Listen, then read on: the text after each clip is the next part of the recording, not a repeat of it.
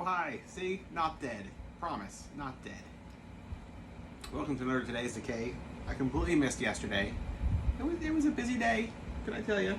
We had a tropical storm here, basically a hurricane. Caused havoc at work. Somebody got sick and needed to be rushed to the emergency room. But he's doing better now, isn't he? That's right. On the mend. On the mend. So, I figure we'll make this like a double feature today. August 4th, August 5th.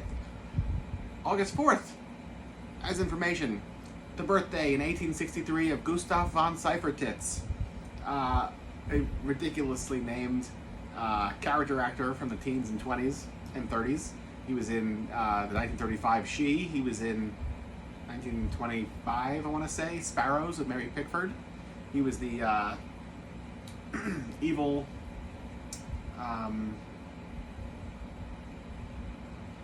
ringleader of a band of kidnappers who would steal children from their parents and make them work in a bog.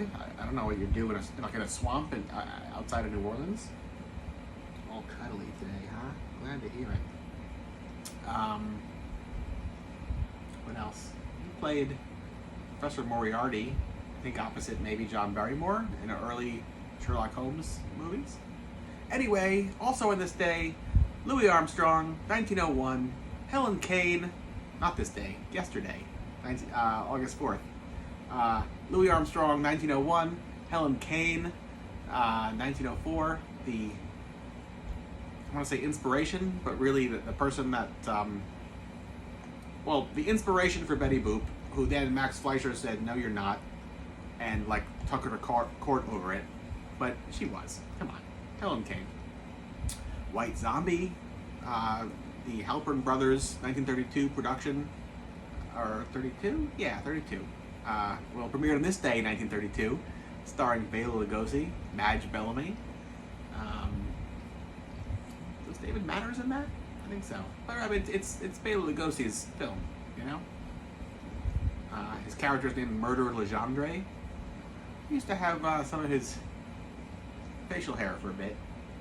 Probably didn't really look so good on me.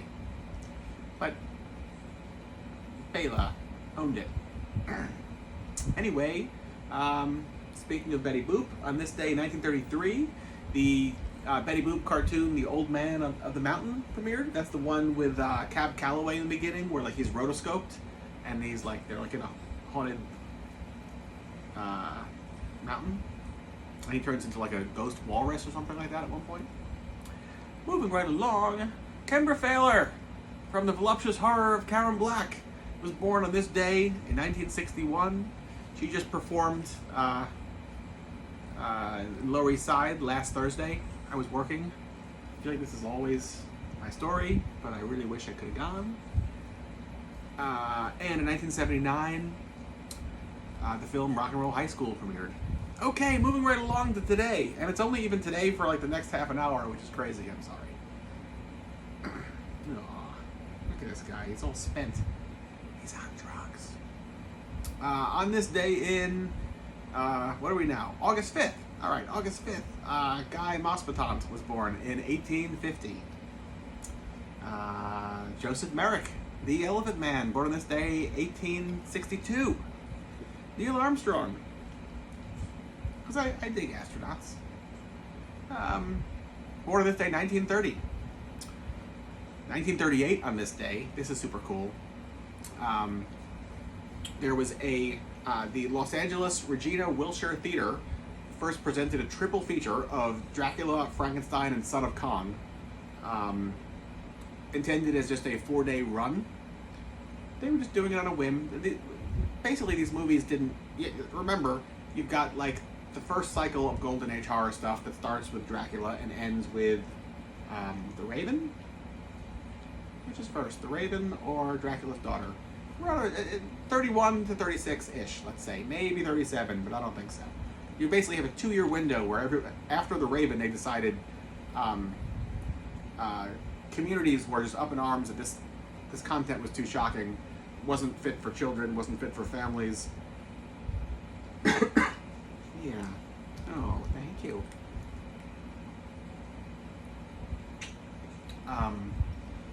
And then this one theater decided to do it wouldn't be a repertory, but they revisited these films, and there were lines around the block, like all day and night. People couldn't believe that this was stuff people still wanted to see. Basically, movies would go in the movie theater for a very short time in comparison to what they did before the world closed. Like sometimes days, not even weeks, but just a couple of days, and then never to be seen or heard of again. And so not only were there were no horror films being produced after The Raven. Thank you. I know. I love you too. But there was nowhere to see any of this stuff. So exhibitors realized we needed to bring these movies back. The run lasted for a really long time, and they needed to ignite a new horror cycle. So starting with films like Son of Frankenstein in 39, The Wolfman in 40, and so on, you get like the second big horror cycle. All because one theater programmer decided, hey, let's bring back some of these movies. Yeah, what else? Pat Smear of the Germs, born on this day, 1959. The Stooges released their first LP on this date in 1969. And the London Rock and Roll Show was held on this day, 1972. There's a DVD of this, and it's fantastic. You've got Hines, the House Rockers. Is that starring Graham Fenton at that point? Maybe, possibly. No. Yeah. But really, the stars of the show just get bigger and bigger. So it's Wembley Stadium, 1972. It is filled, sold out, with like nothing but teddy boys and teddy girls as far as the eye can see. And you've got Screaming Lord Sutch, who gets carted out in this giant coffin with an enormous top hat, and he's like calling on Alice Cooper out in the audience to like bludgeon him to death for stealing his axe? Stealing his multiple axe. His bloody multiple axe. Followed by Bo Diddley with, I think the Duchess is backing him. Probably. I don't think it's Lady Bo. I think it's the Duchess at that point. They both kind of came and went at different points, so it's not like clear beginning, middle, and end for each one. Who else? Jerry Lee Lewis, Little Richard, Chuck Berry. It's almost like every single act is like determined to like outdo everybody that's come before, and they just keep going more and more out of control. It's a fantastic show, and I think you could pretty much say like the London rock and roll revival for London, the British rock and roll revival of the 70s, which is like all the Teddy Boys pre-punk stuff. While there was already a movement and a network before 72, this is like the best documentation of what was going on at this point. So this is like the beginning of that, and then the end of it, only because then it kind of sprouts off into other directions with the younger people, would be the Caister Weekender of 79. And that's that Blue Suede Shoes documentary, which is also fantastic, with Flying Saucers, Crazy Cabin, the Rhythm Rockers, Freddie Fingers Lee. I don't remember if Matchbox is in there. Either way. Yeah, so between the two of them, and this is like the beginning, and you could see, I think Malcolm McLaren at one point is like by the t-shirt stall, like set up like selling t-shirts, because he was selling Teddy Boy things beforehand. Some people had asked, what the hell am I doing, and why am I doing this, and how do I know all this stuff, and how much time do I spend figuring this out? The answer is nothing. Zilch. Because I already did it before. Look at this. Whoa. You haven't seen this either, Louie. I just found these going through a bunch of boxes. Here are original Midnight Monster Hop calendars. They went through a couple different iterations. So it's like a screen printed board, and then tear away pages. And the pages are each month and each day. And we did this for a bunch of years, because the Midnight Monster Hop was the last Saturday of every month at Otto Shrunken Head. We were booking bands every month consecutively from 2002 or 3 through to January of 2019. So, like, you flip through here, and like I booked the whole year's bands, or tried to, for each month, and then the rest of the month was filled up with births and beginnings of everything important since the dawn of time, which is what we're covering. So all I'm doing is really referencing these calendars. So like earlier ones were here, and then later ones, with a dog on me, I can't really get any closer, I'm sorry, are here.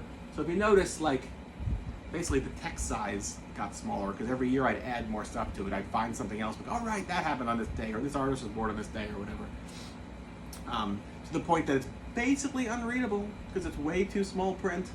But like, one year I was like, oh, we're gonna add UFO encounters since the beginning of documented history, or whatever, anything I find along the way. So that's all I'm saying is we're going by this. And what are you going by? I don't know, but we'll and what's tomorrow? I mean, I have it listed right here, and you're gonna find out soon enough. Not now. Oh no, not now. Till later.